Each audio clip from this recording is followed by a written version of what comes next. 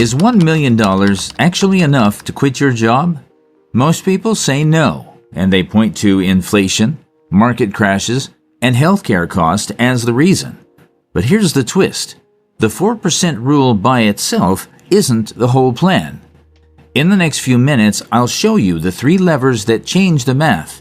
A 50-50 mixed asset strategy targeting conservative yield plus growth, a simple 1-year cash buffer to avoid selling in a crash, and geographic arbitrage that can cut spending by $2,000 a month, equal to needing roughly $600,000 less at a 4% draw.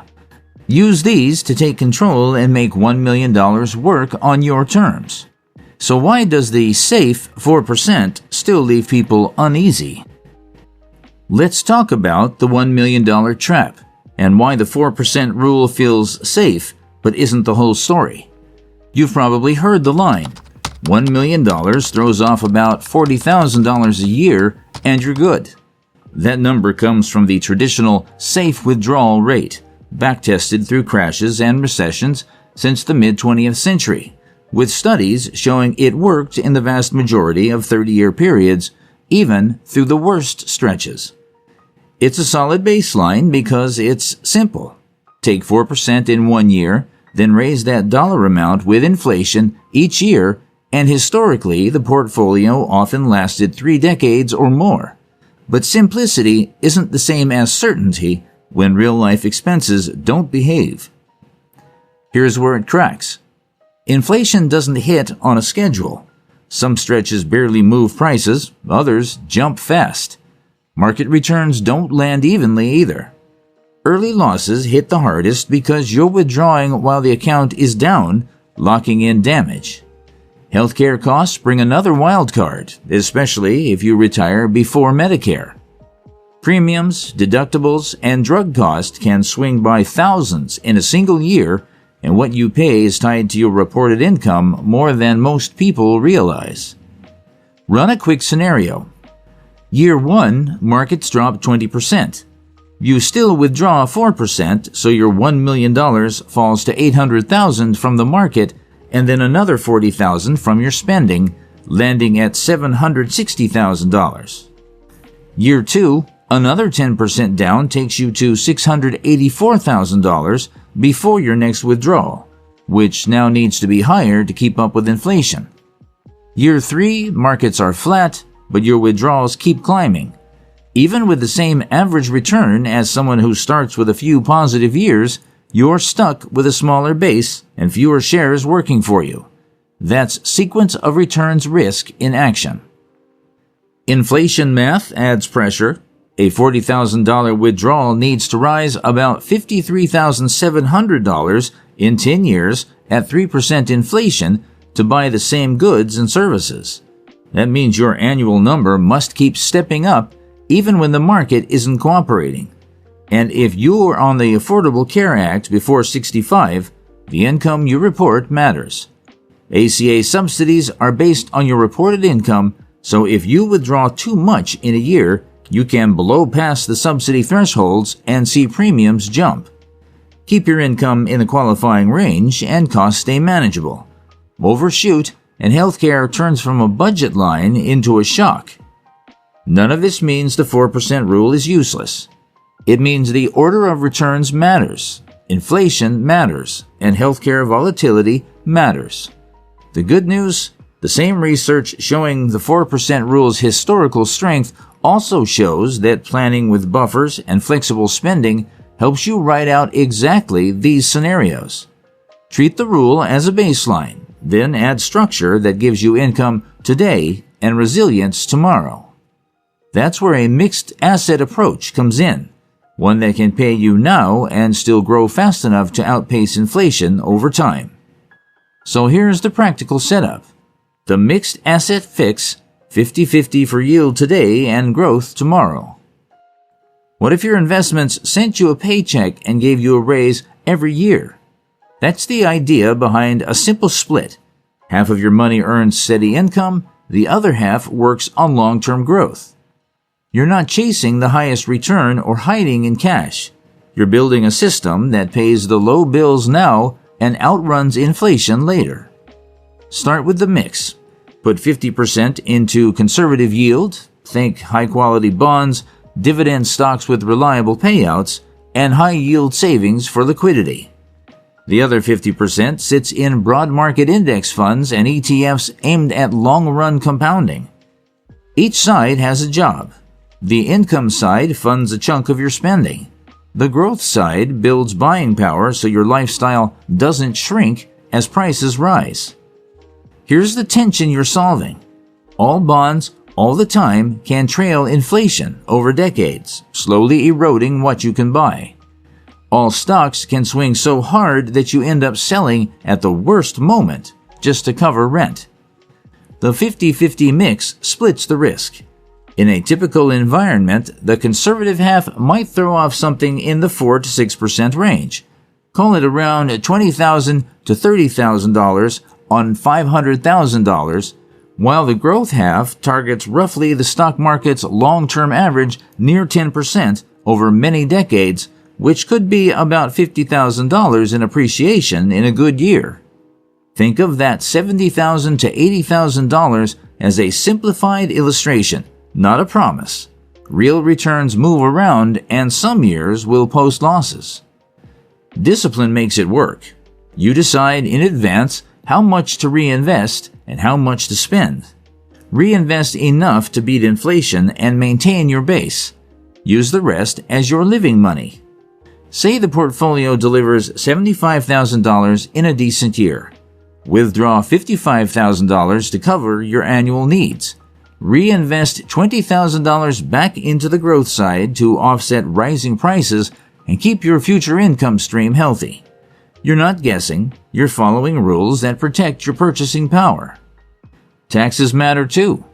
Keep the core idea simple.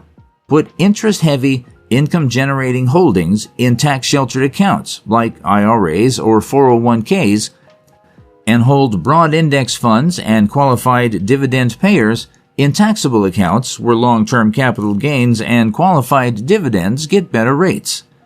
If you have a Roth IRA, save it for high tax years or big expenses, since those withdrawals are tax-free. That placement lowers tax drag without taking more risk. Now layer in behavior. Set a rebalancing rule, maybe quarterly or when either side drifts by 5% from target. Make it concrete. If your stocks climb from $500,000 to $600,000 while bonds stay at $500,000, you're now at roughly 55-45. You'd sell about $50,000 of stocks and buy $50,000 of bonds to reset the 50-50. When stocks drop, the same rule pushes you to add growth using the steadier side. It's buy low, sell high without the second guessing. This structure gives you a paycheck with upside, but there's still one gap. Markets can turn suddenly while bills keep coming. That's where a small, dedicated buffer changes how you handle the bad years. Which is why the next piece is simple and powerful. The cash buffer, 1 year that protects decades. Can a single year of cash change your entire retirement outcome? Yes, when that year covers only the bills you must pay to keep life running. Think mortgage or rent, groceries, utilities, transportation, basic insurance, and minimum medical cost. For many early retirees, that essentials list lands around $30,000 to $40,000 a year, though your number may be higher or lower. Not the vacations, the remodel, or the impulse upgrades. The buffer lives in high-yield savings or money market accounts where access is quick and price swings are minimal. You're building a shock absorber, not a growth engine. Lead with the protection benefit. Cash can feel lazy when markets are rising, but its job isn't to win a performance contest. It's there to stop you from selling growth assets at fire sale prices. That trade, accepting modest yield to avoid forced selling, has paid off in real downturns. In 2008, when stocks fell more than 50% from peak to trough, a dedicated cash year let you cover essentials without dumping shares. In 2020's swift drawdown, it did the same while volatility spiked. The buffer buys you time, which is the most valuable asset during a crash. Here's the purpose in practical terms. When markets drop, you stop touching the growth sleeve. You spend from cash first and, if needed, from the conservative side that throws off interest and dividends. That keeps your share count intact while prices are low.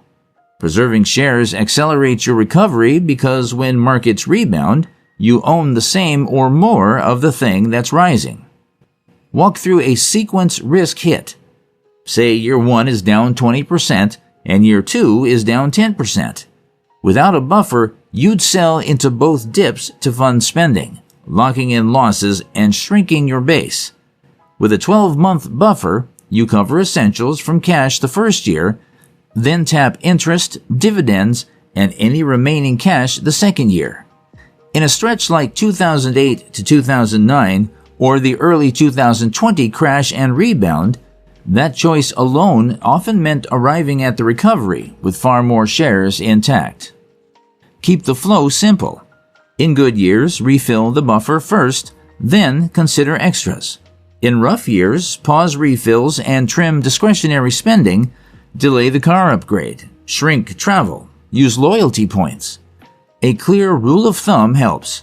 12 months suits flexible spenders with lower fixed costs. 18 to 24 months serves the risk-averse or anyone with heavier obligations, like 2 car payments or a higher deductible plan. Mechanics matter. Route dividends and bond interest to the buffer automatically. Set up a monthly transfer from the buffer to your checking account that mimics a paycheck. Same date, same amount. Review quarterly, top it back up when markets cooperate, and let it run down when they don't. Simple tools and automation do the heavy lifting without constant tinkering. The mini payoff is simple. 1 year in cash turns a crash from a crisis into inconvenience. Your bills get paid on schedule, your shares stay invested, and your plan breathes through the downturn. And once your core expenses are covered reliably, the next lever is reducing those expenses at the source. So let's talk about the lever that changes the math without adding risk. Geographic arbitrage. Move the goalposts in your favor. What if the fastest way to make $1 million work is to change your zip code instead of chasing another percent of return? Geographic arbitrage is a boring phase with a big effect. It means picking places where housing, taxes, and healthcare cost less, while daily life gets easier, not worse. You're not downsizing your standards, you're upgrading the math that decides how long your money lasts. The assumption is that moving means sacrifice. In practice, the trade can run the other way. Some cities give you shorter commutes, safer streets, cleaner parks, and better food scenes for a fraction of the price. The gap starts with housing. Rents and mortgages set the tone for everything else. Utilities, insurance, even the square footage you need to feel comfortable. Add tax differences and you're suddenly playing a different game. Stay in the U.S. and the spread is obvious. Swapping a high-cost coastal city for a mid-sized metro can drop housing by $1,200 a month, property taxes by a few thousands a year, and car insurance by $50 to $100 a month. Move one step further to a lower-cost region and you trim utility costs and cut car expenses thanks to shorter drives and cheaper parking. A practical scenario: leave San Diego for Boise or Knoxville. Cut rent from $2,800 to $1,600, property taxes from $8,000 to $3,000, and auto insurance by $600 a year. That's right around $2,000 a month in savings without a downgrade in quality of life. It often buys space, quiet, and time. Look abroad and the numbers shift again. Portugal has drawn retirees for years, and while tax rules evolve, cost of living outside the biggest hubs still undercuts many U.S. cities. Mexico's major cities offer strong transit, vibrant communities, and access to private health care at cash prices that are often far lower than U.S. bills. Thailand's expat neighborhoods provide community, dependable rentals, and everyday costs, food, transport, services that keep monthly budgets lean. Healthcare stands out. Paying cash for routine care in these places can land well below U.S. rates, and private coverage is often a fraction of stateside premiums. Here's the concrete punch. Trim $2,000 per month by moving to a lower-cost zip code. That's $24,000 a year. Let's break it down. $24,000 times 25, the inverse of a 4% withdrawal rate, equals $600,000 less needed to fund the same lifestyle. You change the denominator, spending, and suddenly $1 million stretches further without increasing risk. That margin lets your investments breathe through bad years instead of forcing sales at the wrong time. Design the lifestyle on purpose. Target walkable neighborhoods so you need one car or none. Pick communities with classes, parks, and libraries that supply free or low-cost activities. Favor climates that reduce heating and cooling spikes. Keep a small stream of part-time remote work or a passion project for an extra cushion and a sense of structure. Build safety nets before you leap. Research visas and residency timelines, including income thresholds and renewals. Price international health insurance and confirm how pre-existing conditions and emergency care are handled. Maintain a U.S. address, family, a mail forwarding service, or small storage unit lease, plus a stateside bank and phone number for two-factor authentication and credit history continuity. Set a Plan B, a short-term rental option back home if needs change. With geography working for you and cost right-sized, the next question is durability. How the plan behaves when the world doesn't cooperate. So now it's about seeing where the plan bends and where it breaks. Stress test the plan, what breaks it, and how you adapt. If the next 10 years don't rhyme with the last 10, does your plan still hold? The honest answer is yes, if you treat it like a system that adapts under stress, not a mixed formula. You don't need perfect timing. You need rules for the two most common shocks, an inflation spike and an early bear market, plus a simple playbook for healthcare volatility that can blindside even careful planners. Start with inflation running hot. Rising prices hit every line item, and a flat withdrawal schedule won't keep up. Make two moves for 12 to 24 months. First, reinvest a larger slice of growth. If you normally reinvest, say, 20% of portfolio gains, bump that to 40 to 50% during the spike, even if it feels conservative. Second, cap your annual raise, your persona COLA.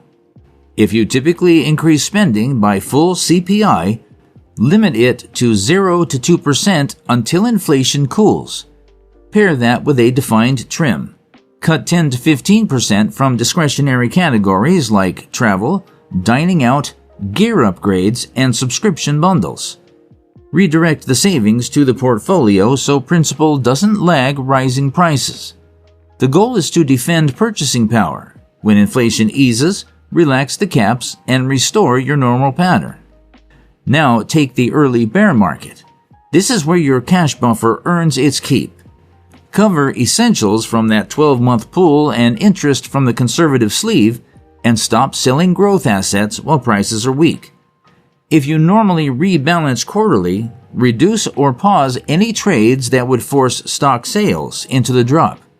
Let dividends and bond coupons refill the buffer first, then resume rebalancing when volatility settles. Protecting your share count lets the rebound work off a larger base, so you catch up faster without stretching for returns. Healthcare spikes demand clarity more than complexity. Before 65, the core move is to manage withdrawals so your reported income stays subsidy-friendly, which keeps ACA premiums in check.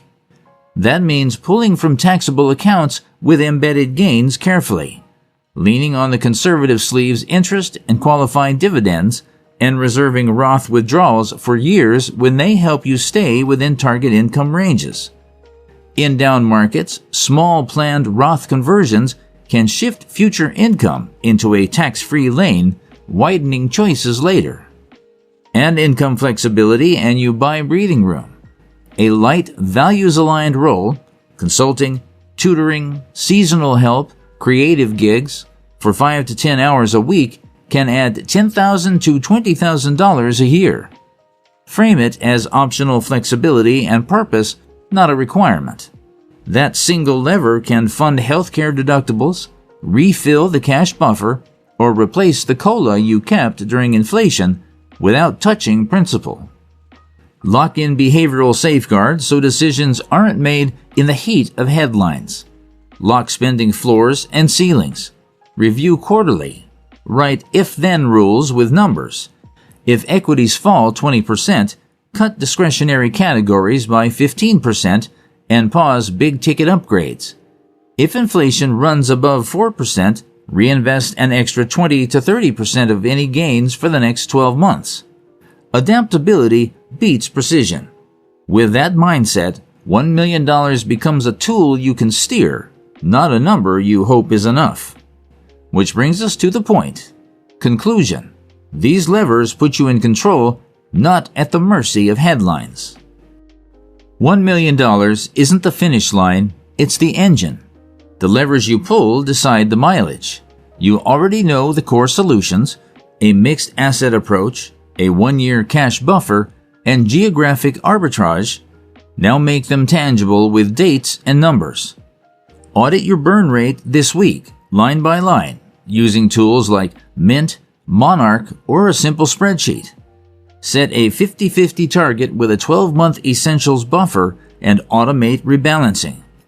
Research one city, domestic or abroad, that cuts cost by 20% plus using resources like Numbeo, Zillow, and Visa healthcare sites. Don't ask, is $1 million enough?